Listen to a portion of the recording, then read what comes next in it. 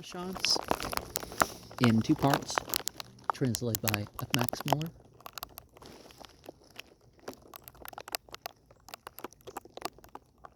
Brihadaranyaka Upanishad, first Adhyaya, third Brahmana. There were two kinds of descendants of Prajapati, the Devas and the Asuras. Now the Devas were indeed the younger, the Asuras the elder ones. The Devas, who were struggling in these worlds, said, "Well, let us overcome the Asuras at the sacrifices, the Kyodishtama, by means of the Udgitha." They said to speech, "Back, do thou sing out for us the Udgitha." Yes, said speech, and sang the Udgitha. Whatever delight there is in speech, that she obtained for the Devas by singing 3 Bhavamanas, but that she pronounced well, and the other 9 Bhavamanas, that was for herself. The Asuras knew, verily, through this singer they will overcome us.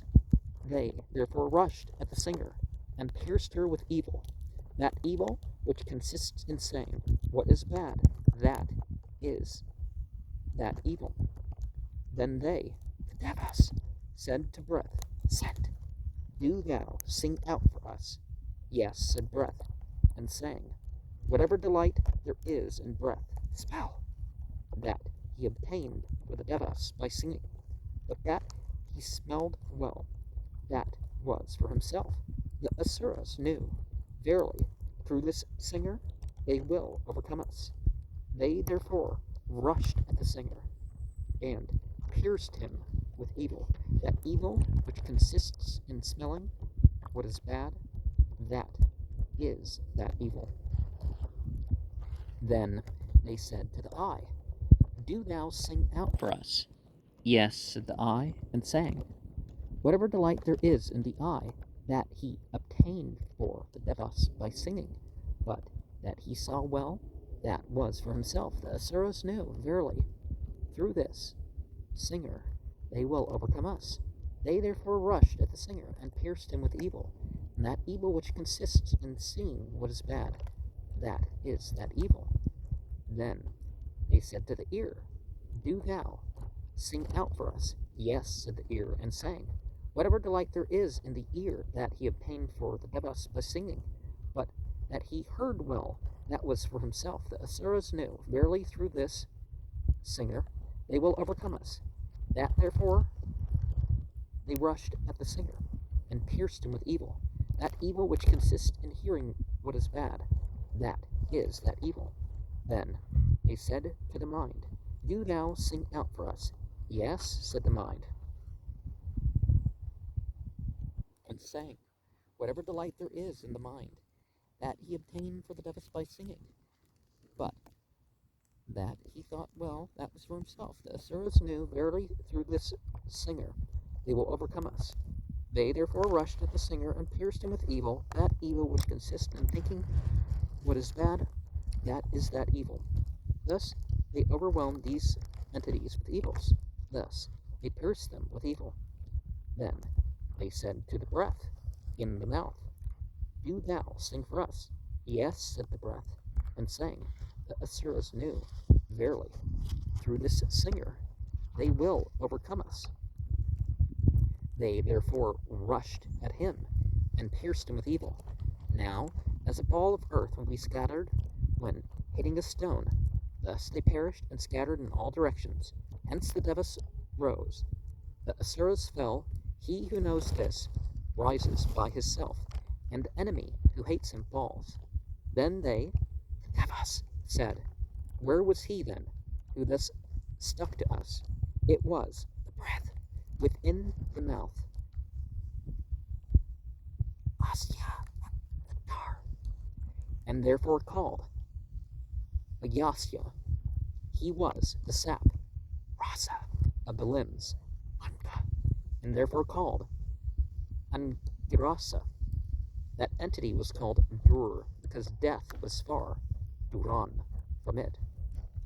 From him who knows this, death is far off. That entity, after having taken away the evil of those entities, viz.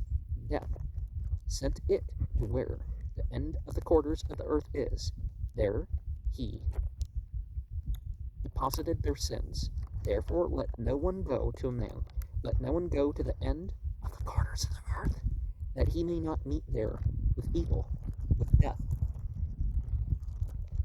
That entity, after having taken away the evil of those entities, viz. Death, carried them beyond death. He carried speech across first. When speech had become freed from death, it became what it had been before. Agna, fire. That Agna, after having stepped beyond death, shines. Then he carried breath, sent across. When breath had become freed from death, it became Vayu, air. That Vayu, after having stepped beyond death, blows. Then he carried the eye across. When the eye had become freed from death, it became Aditya, the sun. That Aditya, after having stepped beyond death, burns. Then he carried the ear across. When the ear had become freed from death, it became the quarters, space. These are our quarters, space, which have stepped beyond death. Then he carried the mind across. When the mind had become freed from death, it became the moon, Kentramas. That moon, after having stepped beyond death, shines. Thus does that entity carry him, who knows this, across death. Then breath, vital, by singing, obtain for himself edible food. For whatever food is eaten by breath alone, and in it breath rests. The Devas said, verily, thus far, whatever food there is, thou hast by singing acquired it for thyself. Now, therefore, give us a share in that food. He said, you there enter into me. They said yes, and entered all into him. Therefore, whatever food is eaten by breath, by it the other senses are satisfied. If a man knows this, then his own relations come to him in the same manner. He becomes their supporter, their chief leader, their strong ruler, and if ever anyone tries to oppose one who is possessed of such knowledge among his own relatives, then he will not be able to support his own belongings, but he who follows the man who is possessed of such knowledge, and who, with his permission, wishes to support those whom he has to support, he indeed will be able to support his own belongings. He was called Ayasya and Grasa, for he is the sap, rasa, of the limbs. Verily, breath is the sap of the limbs. Yes, breath is the sap of the limbs. Therefore, from whatever limb breath goes away, that limb withers. For breath verily is the sap of the limbs. He, breath, is also Brihaspata, for speech is Brihati, Rekvara, and he is her lord. Therefore, he is Brihaspata. He, breath, is also called Brahma Aspata, for speech is Brahman, Yakarvara, and he is her lord. And therefore, he is Brahmanaspata. He, breath, is also Saman, for speech is Saman, Savara, and that is both speech, Sa, and breath, Ama. That is why Saman is called Saman, or because he is equal, Sama, to a grub, equal to a gnat, equal to an elephant, equal to these three worlds, nay, equal to this universe. Therefore he is Saman. He who thus knows this Saman obtains union and oneness with Saman. He, breath, is Udgita. Verily, breath is Ut. For by breath this universe is upheld.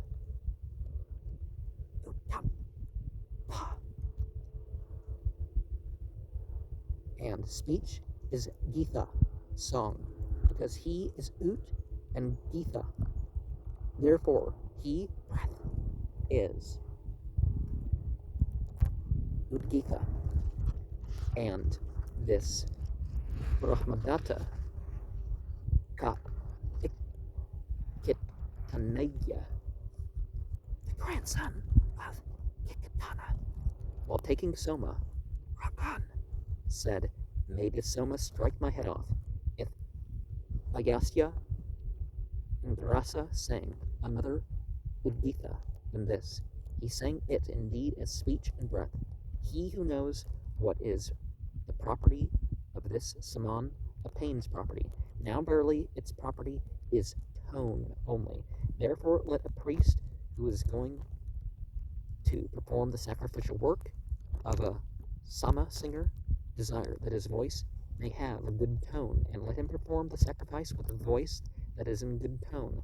Therefore people who want a priest for a sacrifice, look out for one who possesses a good voice, for as one who possesses property, he who thus knows what is the property of that saman obtains property. He who knows what is the gold of that saman obtains gold. Now verily its gold is tone only. He who thus knows what is the gold of that saman obtains gold. He who knows what is the support of that saman, he is supported. Now verily its support is speech only, for as supported in speech, that breath is sung as that saman. Some say the support is in food. Next follows the Yaroha, the ascension of the Pavamana verses.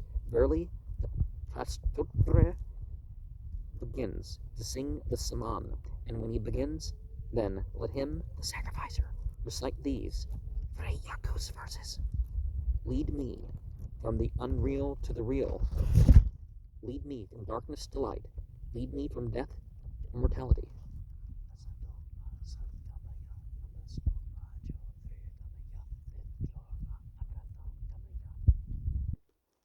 Now, when he says, lead me from the unreal to the unreal is verily death, the real immortality.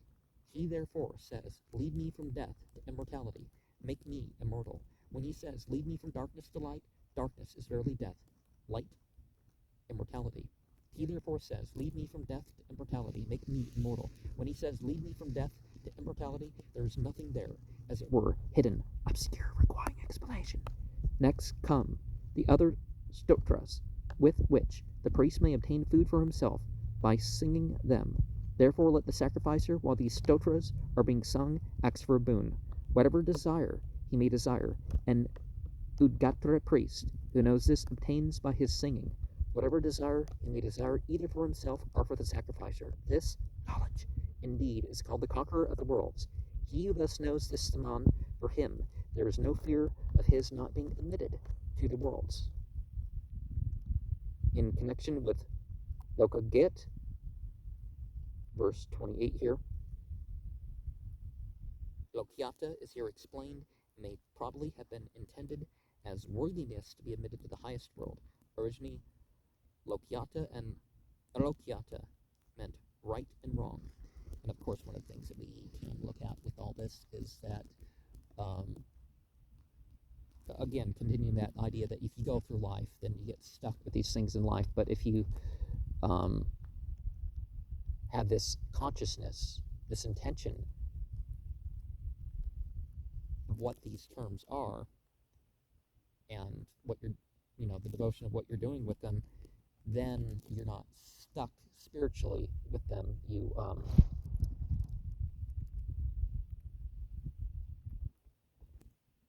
he who knows this saman, he who knows that he is prana, which prana is the saman. That prana cannot be defeated by the asuras, i.e. by the senses which are addicted to evil. And remember, evil is not just negativity or the unpleasant or whatever you want to call it. It's in whatever category, right? Is one of the points of this chapter here. It is pure, and the five senses finding refuge in him. That the prana is recovered there, their original nature, fire, and so on. Prana is the self of all things, also a speech. Rig, yagu, samodgita, and of the saman, it has to be sung and well sung. The prana pervades all creatures, and he who identifies himself with that prana obtains the rewards mentioned in the Brahmana. The Dusins Vedanta, page 86, the obscure explanation is offered for verse 27. And finding the note here, beginning of towards the beginning of 27, the second paragraph, getting on the original, but the Yaroha, the ascension is a ceremony by which the performer reaches the entities or becomes an entity. It consists in the recitation of 3 yagus and is here enjoined to take place when the Prastotra priest begins to sing his hymn. And presumably it's the shining one, so you become, as the Kabbalah say, Yetchid or Ichidi or Chidi or some variations of that, depending on what's going in or out, where you put the yud or whether you use both. And verse 23, Udgitha, not used here in the sense of song or hymn, but as an act of worship connected with the saman. Well, the hymns aren't just something to go through, is the whole point, really, isn't it? With 21, the Amma, Kandoga Upanishad 5.2.6, talk about the breath.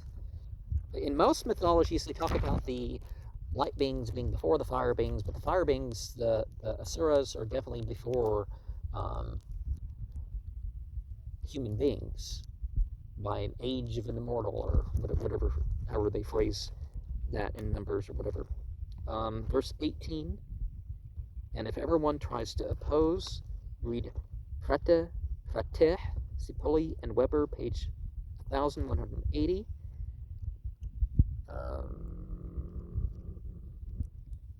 And as we were talking about before sharing that note, we have the idea of, while the asuras are more of a primacy to the humans because that's more relevant because they're beings of choice per se, while the myths about the devas are usually in that context too, that they have choice but they're the right side, whatever.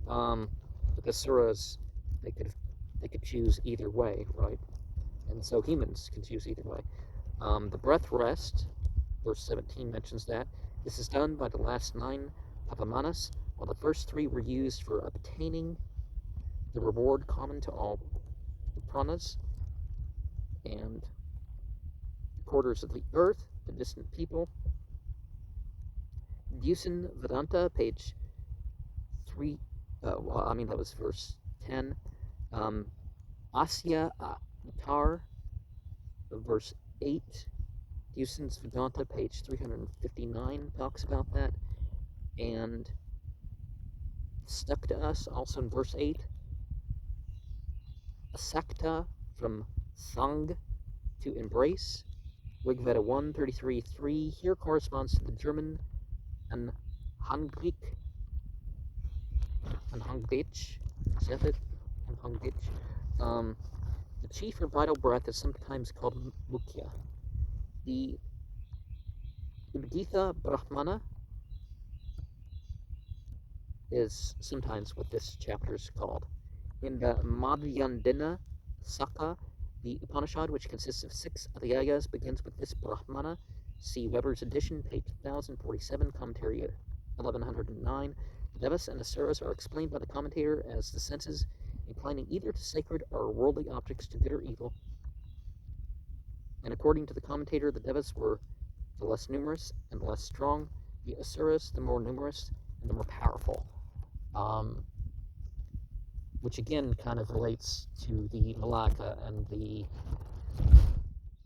Jinn myth. We're going to use the easier to understand Arabic reference, is that the Malaka are more numerous and have powers that the other ones don't. So there's sometimes that's where the truth lies, is where there's a switch in mythology.